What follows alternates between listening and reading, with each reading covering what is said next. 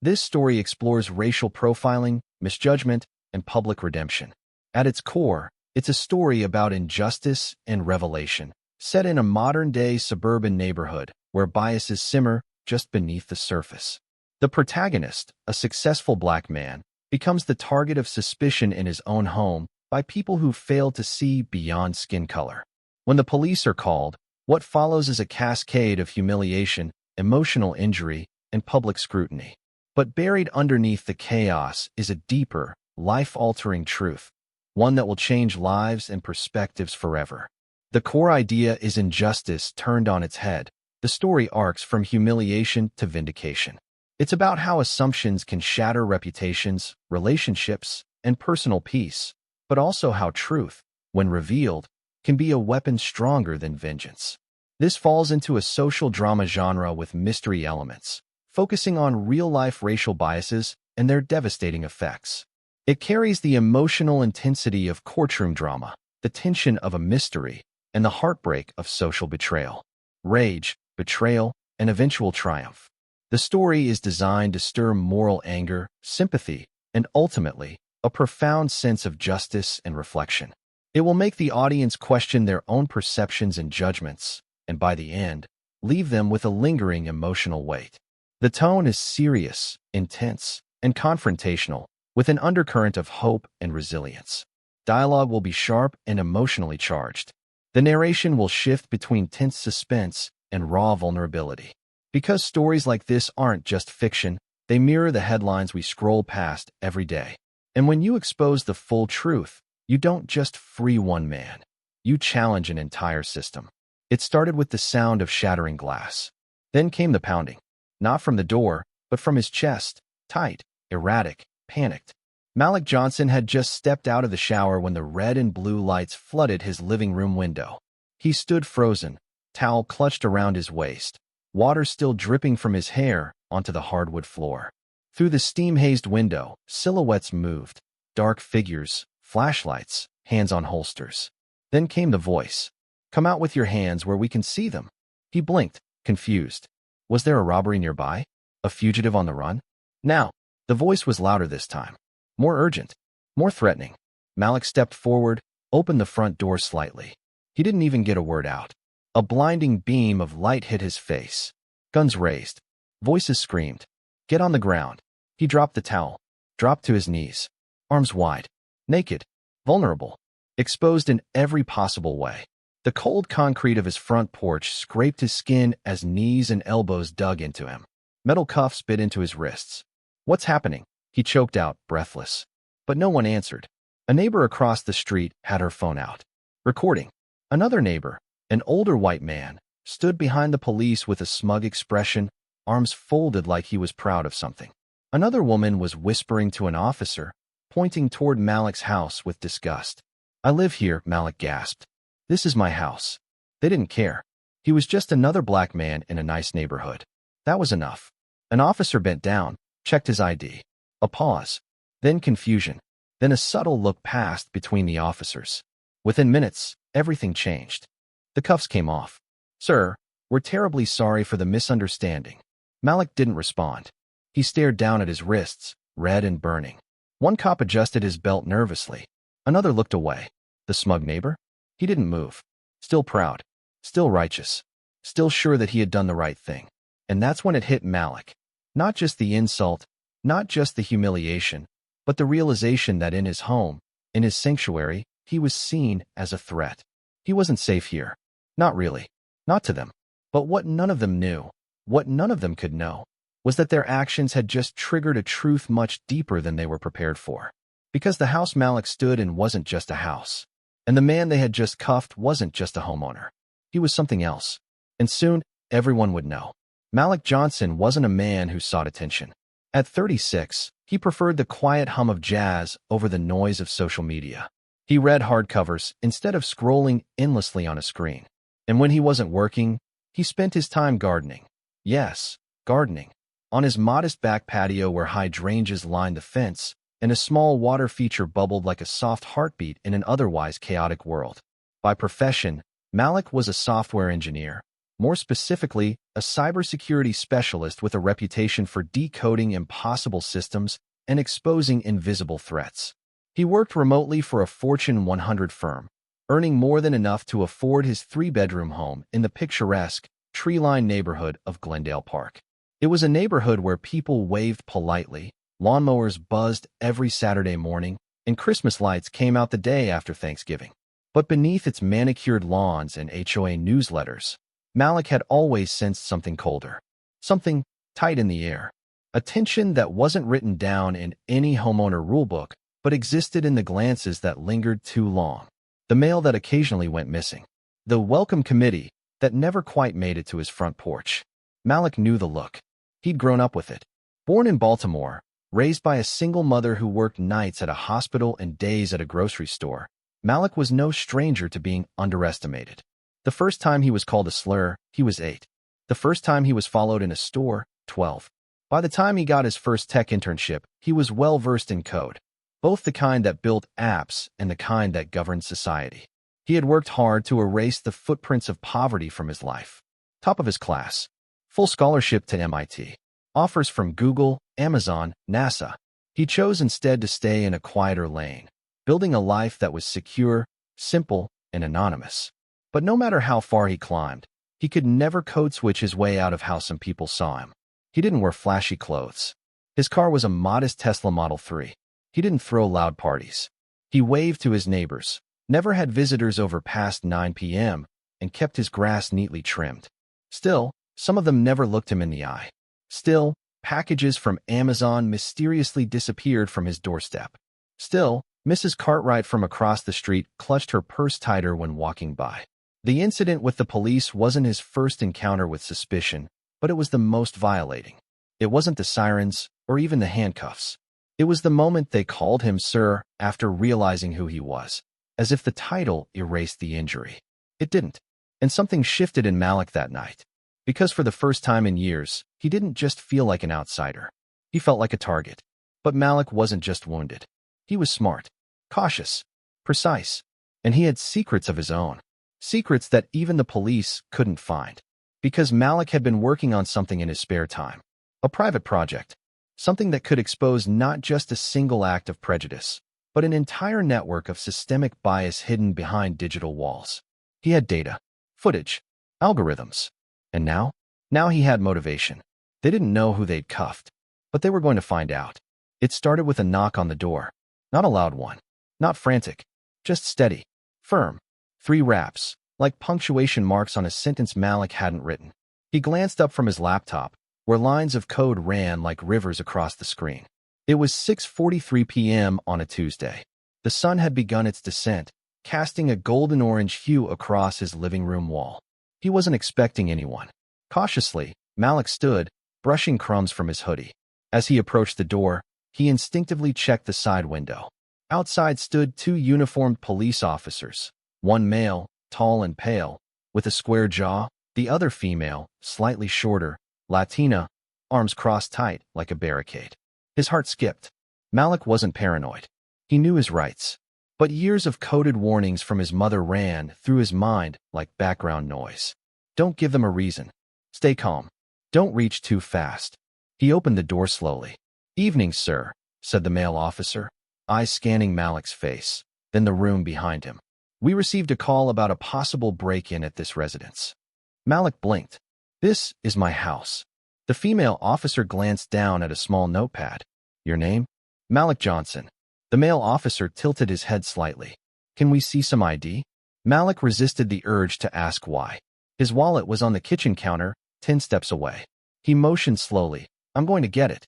"Nice and slow," the female officer said, her hand brushing against her holster. He returned with his license, extending it outward. They looked at it, then at him, then back again. "This address matches," the man muttered. "It's his," the woman confirmed. But they didn't leave. "Mind if we take a quick look inside?" the male officer asked. "Yes, I do mind," Malik replied, voice measured but firm. "You've confirmed I live here. There's no crime. I'd like you to leave now." Something shifted. The male officer's jaw tightened. The woman didn't blink. It was as if they didn't know how to back down now that the alarm had proven false. "We have a right to investigate," The man started, but Malik cut in. No, you don't. Not without a warrant. There it was. The line. And it was enough. Suddenly, Malik was being turned around, cuffed on his own porch. The metal was cold. Too tight. He heard the neighbors gasp across the street. Curtains twitched. A phone camera clicked on. Somewhere, a dog barked, but it sounded miles away. You're making a mistake, he said, calmly. The female officer muttered, We'll see. It wasn't until 10 minutes later, after running his ID again, after receiving a call from dispatch, after confirming the anonymous caller couldn't even describe the intruder, that they uncuffed him. We're just doing our job, the male officer said, avoiding eye contact. But Malik was staring straight at them, memorizing their faces, burning their badge numbers into memory. You entered my property, he said, voice low. You detained me in front of my neighbors. Do you know what you just did? Neither of them answered. They got in their cruiser, drove off. The moment they turned the corner, Malik walked back inside, shut the door behind him, and locked every bolt. He stood there, heart hammering in his chest. Rage and humiliation churned like acid. But he didn't throw anything, didn't yell. He just stood still, eyes closed. Then, without a word, he walked back to his laptop. He opened a private folder titled Glendale Patterns. Inside were months of footage, clips from his doorbell camera, data from neighborhood watch groups, even metadata from local police scanners. He had noticed something off long before this night. Black residents being questioned more frequently, deliveries delayed to certain homes, neighborhood alerts disproportionately featuring suspicious activity, descriptions matching only one demographic. But now, he had personal evidence. Now he had fire. He pulled up the footage from the doorbell cam. Every second of the interaction had been captured. The knock, the ID check, the illegal detainment. He backed it up on 3 separate drives, uploaded one to the cloud, and sent another to his lawyer. Then he sat down and opened a file labeled autoscan_triggerpatterns.py. It was a program he'd written to scan for bias trends in neighborhood alerts and police logs. He hadn't used it yet, but tonight, the code would run. Because tonight wasn't just about a bad call. It was a pattern, a system, and Malik was going to expose every thread. He didn't know it yet, but that moment on the porch was going to ignite a firestorm. One that would reach national headlines. One that would put the police, the HOA, and even some of his neighbors under a spotlight they never expected. And one that would put Malik in danger far deeper than he could have predicted. But it was too late to stop. They had kicked the hornet's nest. Now, the swarm was coming. The morning after the incident, Malik didn't sleep. His body had rested, slumped on the couch, arms crossed, door bolted, but his mind was in full acceleration. Something had shifted inside him. Something irreversible. This wasn't going to be one of those moments that faded with time. Not for Malik. He had the footage, the evidence, the data. But more importantly, he had purpose. By 7 a.m., Malik was in front of his dual-screen setup, sipping cold coffee from the night before. He wasn't coding today, not for clients, not for tech companies, not for money. Today, his skills had a new mission, justice. He started by exporting the body cam-style footage from his doorbell camera. Every second of the officer's interaction, perfectly captured in HD, was reviewed, clipped, timestamped, and watermarked.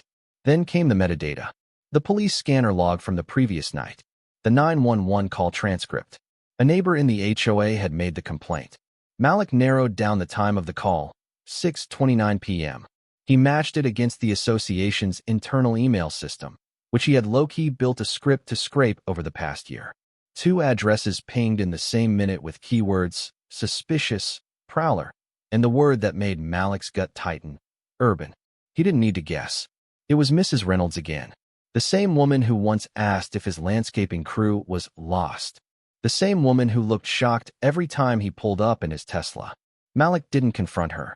Not yet. This wasn't about emotional reaction. This was about a case. So he built one. He compiled a folder. Project Shadowlight. Inside were subfolders. Police interactions. HOA complaints. Neighborhood bias trends. Video evidence. Social engineering threads. And then he began crafting the narrative. He started a blog. Anonymous. Called it The Watchtower. Its tagline read, "We see what they try to hide." His first post. Wrong house, right man. He laid out his experience, step by step. Footage, transcripts, commentary. Not sensationalized. Just facts. Cold, hard facts wrapped in undeniable logic. Within 6 hours, the blog had 3,000 hits. By the end of the day, it hit 30,000. People were sharing, talking, commenting. Some praised him. Others denied the pattern. But Malik didn't care about clout or controversy. He cared about results. Next, he called in a favor. His college roommate, Darren, was now a civil rights lawyer in LA. They hadn't talked in a while, but when Darren answered the phone and heard Malik's voice, stern, focused, urgent, he dropped everything. "I need legal support," Malik said, "and I need media guidance. This isn't just about me. This neighborhood, this HOA, has a pattern, and I can prove it. You sure you want to go public?" Darren asked. "This isn't a small fight." "I'm not starting a fight," Malik replied. "I'm ending one." Darren agreed. They set up a Zoom meeting. Plans formed. Strategies clicked into place. And then came the real challenge. Going after the HOA. Malik knew they operated like shadows, technically legal, but morally corrupt. He dug deep into their complaint records, meetings, and fines. He found the same 3 residents, always Black, Latino, or Asian, being fined for grass height, trash bins, and minor code violations. Meanwhile, white residents violated the same codes, without a single warning. He lined the incidents up like dominoes. He wasn't alone anymore, either. 3 other residents, including Mrs. Patel down the street and a Korean War veteran named Mr. Cho, reached out anonymously through his blog's contact form. They shared photos, letters, personal stories. One woman's daughter was stopped outside her own home and asked, "Do your parents live here?" Malik documented everything. Each injustice became a node in a growing web of evidence. And then, a breakthrough. While sifting through metadata, he discovered something curious. Every time a complaint about a minority resident was submitted to the HOA's automated portal, it triggered a ping to a local security group called Safe Streets Glendale. The name was innocent, but the group wasn't. Malik researched them, found ties to a former police chief, a private Facebook group full of veiled racist posts, warning each other about outsiders and ghetto behavior. He joined under a fake account. What he found made his skin crawl. Pictures of his own house. One labeled, "New money. Can't buy class." Another, "Watch this one. Drives too fast for this block." And most damning of all, screenshots of him walking his dog, circled in red, with the word "watch list" scrawled over it. Malik's breath caught. This wasn't just bias. It was a surveillance network. A digital clan without hoods. That night, he didn't sleep again. He compiled the data into a full expose. He was ready. But as he clicked publish, his lights flickered, then went out. His screen went black. He stood slowly, heart pounding. Walked to the window. Across the street, a car idled. No lights. No movement. Just there. Watching. And in that moment, Malik realized. They knew. They were scared. And they were starting to fight back. But they were too late. Because Malik had already uploaded everything. To the cloud. To Darren. To 5 national reporters. To 3 influencers with massive reach. The swarm had already begun. And it wasn't just coming for the HOA anymore. It was coming for the system. It started like a spark. The morning Malik's expose hit Twitter, Reddit, Instagram, and LinkedIn simultaneously, something snapped in the digital air. People didn't just read his blog, they devoured it. Screenshots flooded every platform. The title, "Wrong House, Right Man," began trending by noon. But it wasn't the title alone. It was the footage. It was the HOA receipts. It was the network of collusion Malik had unmasked. And most shockingly, it was the private surveillance photos this Safe Streets Glendale group had taken of him and others, marked like criminal targets. Commenters raged. This is a private digital lynching. These people were building a modern-day watch list. He didn't just expose racism. He exposed an infrastructure built on it. By 2 p.m., 2 local news stations were parked outside Malik's house, cameras rolling. He refused interviews at first, only releasing a statement through Darren. "This isn't about me. It's about every community that's weaponized against its own neighbors in the name of safety." But the press wouldn't stop. By 5 p.m., CNN, NBC, and even the BBC had picked up the story. Hashtags like hashtag #GlendaleGate, hashtag Justice for Malik, and hashtag Dismantle the HOA trended globally. The mayor of Glendale, under pressure, issued a statement promising an internal review. That night, under bright camera lights, Mrs. Reynolds, the very neighbor who had called 911, was filmed hurriedly packing her car. When a local journalist asked, "Do you have a comment on Malik's blog?" she slammed her car door and drove off. But the fight wasn't over, because the HOA wasn't going down quietly. The next day, Malik received a formal cease and desist letter from the HOA's legal team. It accused him of defamation, cyber harassment, and misrepresentation of internal procedures. He laughed, then forwarded the letter to Darren. By 10 a.m., Darren had responded publicly with a civil lawsuit. Malik was suing the HOA for racial discrimination, targeting, and emotional distress, backed by mountains of evidence. But the HOA wasn't the only one squirming. The police department had its own reckoning coming. Malik's footage contradicted the official report the officers had filed.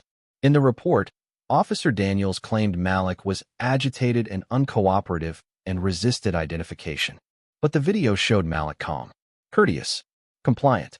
A lie on paper. Within 24 hours, both officers were placed on administrative leave pending an internal investigation. But activists online were louder. "We don't want leave. We want accountability." Protesters gathered outside the Glendale Police Department. Some carried signs. "Wrong house. Right man. Surveillance is not equal to safety. Existence is not probable cause." Malik watched from his window, shocked, humbled, overwhelmed. He never wanted to be a symbol, but he'd become one anyway. That evening, Malik finally agreed to go on live TV. He sat on a local NBC panel, calmly explaining the depth of the HOA's discriminatory actions. "People think racism is loud," he said. "But in my neighborhood, it was quiet, polite. Paper trails and neighborly smiles while they filed complaints and flagged me in secret." The host asked, "What do you want?" Malik looked directly into the camera. "I want people to understand that survival isn't the same as equality. That being allowed to exist in a space isn't the same as being welcomed. I want policy changes, HOA reform, police accountability. And I want to remind every person watching, what happened to me is happening quietly to thousands." His words struck a nerve. The video of his interview went viral, amassing over 10 million views in 48 hours. Soon after, the Department of Justice announced it would be launching a preliminary inquiry into HOA discrimination trends across the U.S. But back in Glendale, a final bombshell dropped. One of the HOA board members resigned and leaked internal emails. They showed an ugly truth. Many complaints filed against minority residents were coordinated with phrases like, "Let's make him want to leave. Maybe he's not a good fit for our vibe. They don't take care of their yards. You know how they are." It was the nail in the coffin. The HOA's board was dissolved by emergency vote. A federal investigation was launched. The Safe Streets Glendale group was shut down. And the officers who confronted Malik were terminated and stripped of pension pending trial for misconduct and falsifying reports. But even through all the headlines, the lawsuits, the camera crews, and the policies shifting, Malik remained focused on one thing. He wanted to build something better. He converted his blog into a nonprofit advocacy platform called the Watchtower Project. It became a hub for sharing stories of bias in suburban America, legal aid referrals, education on housing rights and digital safety, resources for tech tools to document interactions like his. Malik hired staff, launched a podcast, traveled to speak at panels on digital activism. He was no longer the quiet coder in Glendale. He was a voice, a mirror, a force. The man they tried to silence had become the man they now couldn't ignore. Weeks passed, then months. The chaos settled, but something deeper remained stirred. Glendale didn't look the same anymore. Not because of buildings or trees, but because eyes had opened. And once opened, they never closed again. Malik still walked the same route each morning. Past the maple trees, past the identical fences, past the quiet cul-de-sac where it had all begun. But now, neighbors waved first. Some nodded with a look that said, "I see you." Others apologized, not in words, but in actions. One woman offered to help paint his fence. Another brought over baked bread, just because. Small gestures, yes, but Malik knew sincerity when he saw it. And the difference between guilt and growth. The HOA, now under new leadership, underwent sweeping changes. Racial bias training became mandatory. Complaint processes were made transparent and accessible. Surveillance groups were outlawed. New bylaws prohibited anonymous reporting without verifiable cause. But Malik didn't celebrate any of that.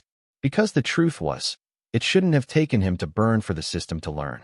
Still, he kept pushing. The Watchtower project was thriving. Every week, he received emails. Your story saved me from eviction. Because of your platform, I filmed my own HOA harassing me. Thank you for reminding me I'm not crazy or alone. He wasn't just telling his story anymore. He was amplifying thousands. One day, as he packed for a conference in D.C., he received a small envelope in the mail. No return address. Just his name written in perfect cursive.